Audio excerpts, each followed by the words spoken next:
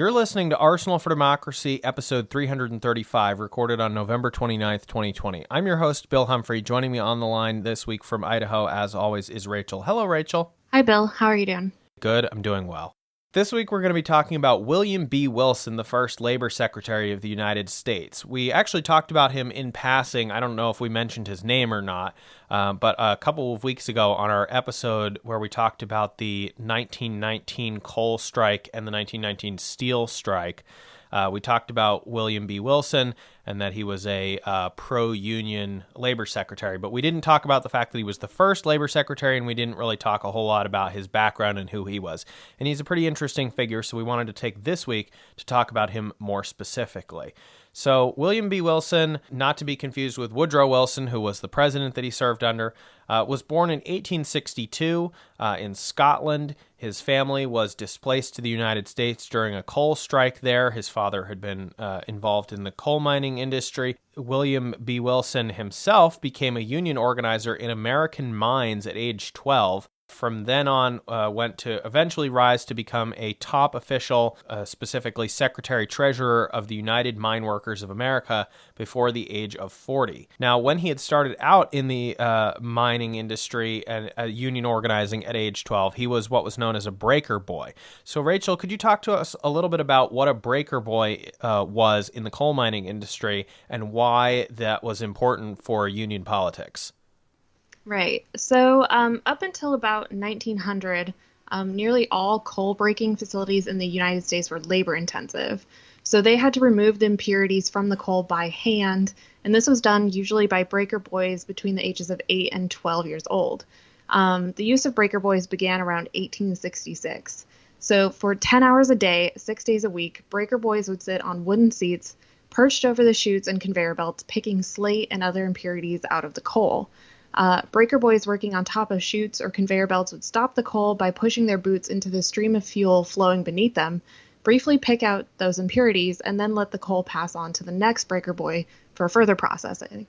Others would divert coal into a horizontal chute at which they sat, and then pick the coal clean before allowing the fuel to flow into, quote, clean coal bins. This work was very hazardous.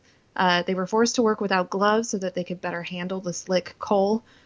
The slate, however, was sharp, as anyone who's handled slate would know, and breaker boys would often leave work with their fingers cut and bleeding. They also sometimes had their fingers amputated by the rapidly moving conveyor belts. Others lost feet, hands, arms, and legs as they moved among the machinery and became caught under conveyor belts or in gears. Many were crushed to death, their bodies retrieved from the gears of the machinery by supervisors only at the end of the working day.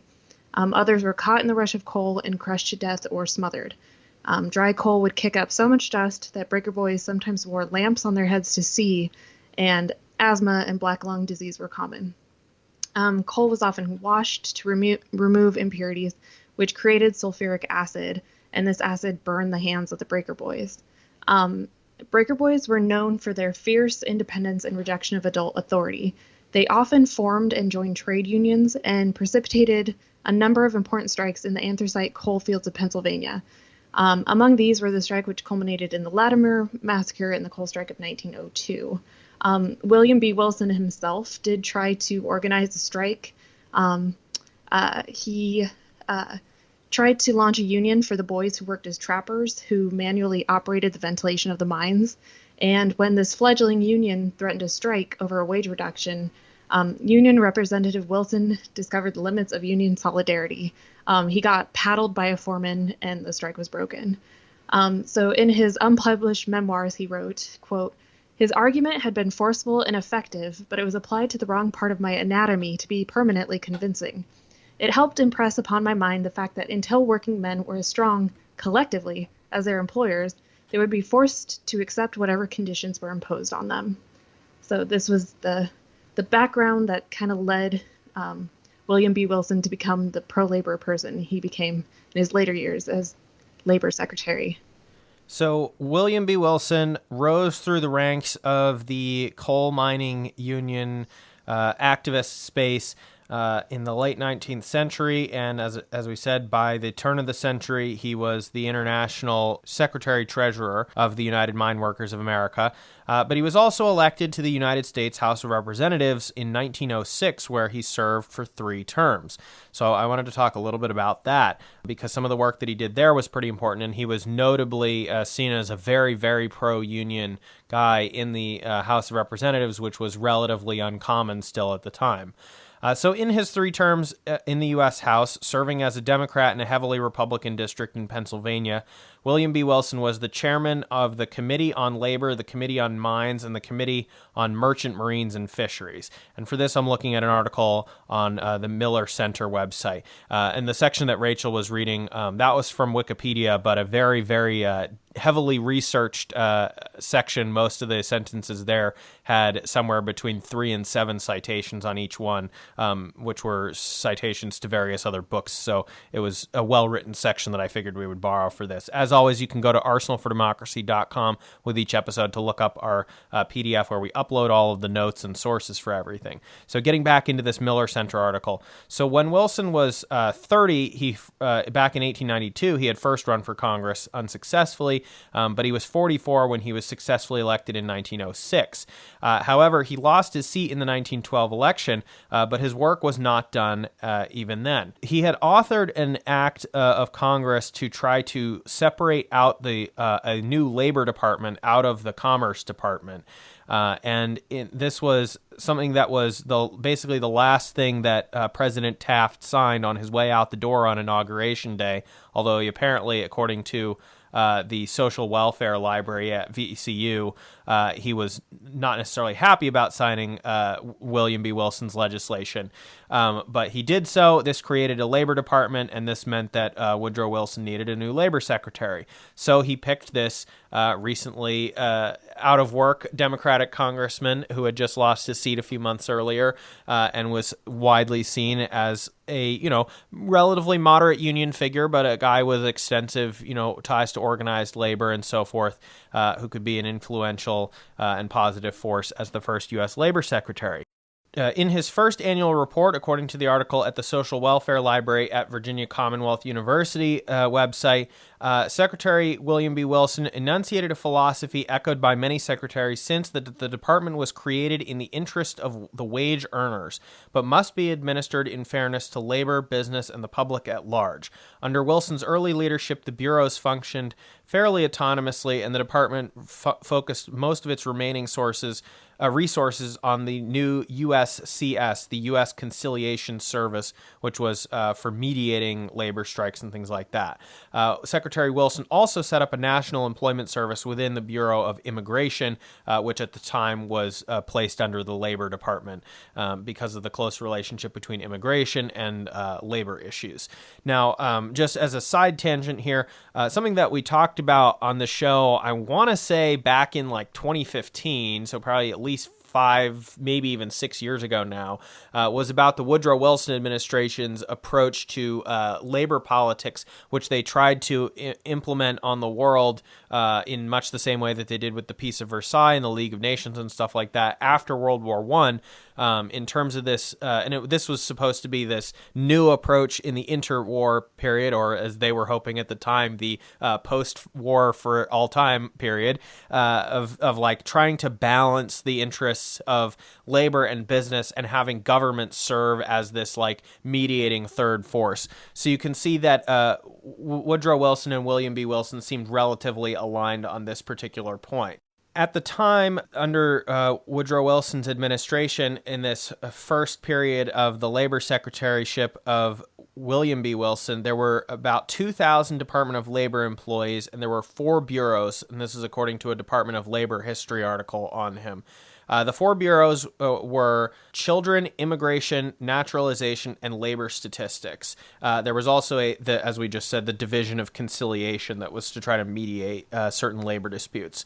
And then, of course, with World War I, the Labor Department took on an important role as well, and the Department of Labor says that Secretary Wilson put the Department of Labor on the map. However, it's important to understand that a lot of his work happened before World War I. Many of the current Department of Labor activities, except the regulatory work that later became so important, I think, under the New Deal, trace back to that period. Employment services, employment of women, fair employment for minorities, labor management relations. And the Department of Labor obviously also did work to mobilize resources in the workforce for defense production, as we'll talk about in a bit. But first, I want to talk about one of the major projects of both Congress and the Labor Department before World War I. So, Rachel, could you get us back onto that topic of child labor that you touched on earlier, because this was clearly a cause that was of importance to Secretary Wilson. So let's talk about the Keating-Owen Child Labor Act of 1916. So during Wilson's time as Labor Secretary, Congress passed the Keating-Owen Child Labor Act of 1916. This massively restricted the use of children as workers for companies doing interstate commerce, which was to have established the Labor Department's authority to make surprise inspections of mines and factories and other work sites. But the Supreme Court did strike it down 5-4 within a year. This was part of the Lochner era, where the Supreme Court struck down a lot of regulatory activities at that time. So had the law survived, it would have banned interstate sale of goods by companies employing children at night or for more than 8 hours of the day, or employing children under 14, or in the case of mines, children under 16. As we said earlier, William Wilson had been a 12-year-old mine worker when he became a union organizer. Public pressure campaigns, compulsory education laws, and technological capital investment ended up mostly eliminating breaker boys from mines by the end of the Woodrow Wilson years anyway. So it became less of an issue that it did get struck down. So in 1917, in mid-1917, that law was struck down, but at that point, the department was already preoccupied with the entry of the United States into World War I, and that is probably a key reason why they didn't try to pick back up on that or come up with some workaround for the Supreme Court decision. According to the Social Welfare Library article at VCU, the Department of Labor assumed the major responsibility for implementing the nation's war labor policies, which included the recognition of the right of workers to bargain collectively. This was basically a concession to create labor peace during the war. There was also the establishment of machinery to adjust grievances and an 8-hour workday. The War Labor Administration, headed by William B. Wilson under Woodrow Wilson, was placed in charge of most of the government's labor programs. Its principal component was the War Labor Board, which adjudicated disputes that were not resolved by that new USCS conciliation system. When the war ended, however, an upsurge in labor management conflict resulted in an alarming strike wave that threatened to paralyze the rebounding post-war economy. At the same time, a nationwide Red Scare led to a series of government raids resulting in the arrests of thousands of dangerous aliens. The Justice Department demanded that the Bureau of Immigration under the Labor Department deport them all, but the Department of Labor under William Wilson insisted on observing strict legal standards, and it dismissed most of the charges. 556 proven communists, however, were deported. And that brings us back to 1919 and what we talked about on our episode a couple of weeks ago with regard to the strike in the coal industry and the steel industry. And we talked at the time about how the Labor Secretary clashed significantly with Attorney General A. Mitchell Palmer and his interpretation. He was relatively hostile to labor, and we did allude to the fact that there was disagreement between him and the Labor Secretary, who had this background with the not only unions broadly, but specifically the United Mine Workers of America. We speculated on that episode that Woodrow Wilson probably did not, as president, have a whole lot to do with resolving the coal strike in 1919, and we were trying to figure out who might have, given that Wilson was mostly incapacitated by a stroke for much of that strike period. And my guess is that probably William Wilson, the Labor Secretary, had a good deal to do with that. Palmer, however, is an interesting figure because in contrast with William B. Wilson, who you might have noticed, we said took office at the beginning of the creation of the Labor Department at the beginning of 1913 after he lost his seat in Congress, and then he's still around for when we get to 1919, which is relatively unusual. That's because he had been there and ended up serving for the entirety of the 8 years of the Woodrow Wilson administration. This contrasts, however, with the new Attorney General, A. Mitchell Palmer, who was new in 1919. He succeeded Thomas Watt Gregory, who had been there for the rest of the administration. And Gregory, who we might talk about, I think, on another episode at some point in the future, tried to suppress domestic opposition to the war and was doing like mass arrests of draft resistors and things like that, and hunting down people for alleged pro-German sentiments. But then he was replaced by Palmer, who, of course, would go on to do the Palmer raids after the 1919 strikes at the beginning of 1920. But his sort of central antagonist during the power vacuum of Woodrow Wilson being incapacitated by a stroke, you had this clash between various cabinet members trying to assert who was or was not in authority, and Palmer trying to make claims to the public saying that everyone in the cabinet was agreeing with his decisions, and William B. Wilson, the labor secretary, was brave enough to say, actually, I don't agree with these, and we didn't decide this unanimously. And so he essentially stood up for labor to the best that he could in 1919, when according to the Labor Department statistics at the time, there were 3,374 strikes in that 1 year alone, which we've talked about numerous times on the show in the past several months about those specific post-World War I strikes. So as I said, William B. Wilson was in office as labor secretary for 8 years, which is, relatively unusual, although, as we'll see in just a second, not for this department. But those 8 years were really pivotal in terms of setting the direction and tone of the department. And, that's why the phrase you hear a lot is that he put his stamp on the Department of Labor. And that was really important. However, a lot of his work was undermined pretty significantly by the fact that he was succeeded by, and we might have to do an episode on him at some point because I don't think we have yet, the truly awful James J. Davis, who actually served for almost 11 years under 3 different Republican presidents. And he, of course, being the second labor secretary and serving for an even longer tenure, really also significantly shaped the Department of Labor in some unfortunate ways. The department didn't return to pro-labor hands until Frances Perkins took office at the beginning of FDR's tenure in 1933, and she would serve for the entirety of his tenure until he had passed away in 1945. So then what happened, though, after Woodrow Wilson left office as president and William B. Wilson left office with him? As we had said, he had, tried to be in Congress at multiple points in his career and had served in the House for 3 terms. Well, he decided that he wanted to go run for Senate in Pennsylvania. So, Rachel, could you talk about the sort of strange end of William B. Wilson's political career before he retired permanently? Yeah, so like you said, he tried to run for U.S. Senate from Pennsylvania as a Democrat in the 1926 midterm election. His Republican opponent, Congressman William Scott Vere, tried pretty blatantly to steal the election. Both the primaries and general election were mired in scandal.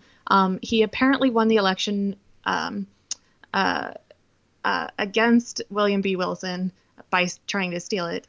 However, Governor Gifford Pinchot, who had been beaten by Vere in the primary and was pretty salty about it, refused to certify the election.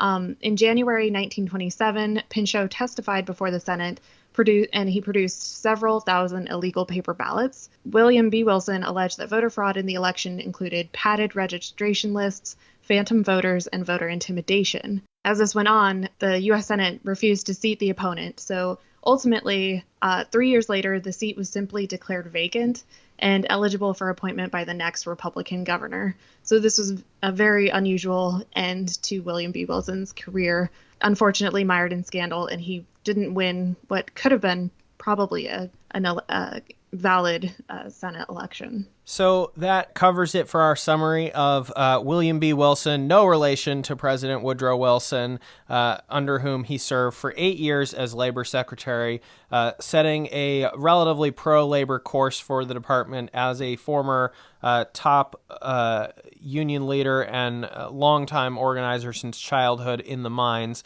William B. Wilson, I thought an interesting figure to discuss. But thank you so much for being on this week to talk about Labor Secretary William B. Wilson. Thanks for having me. It's always a pleasure.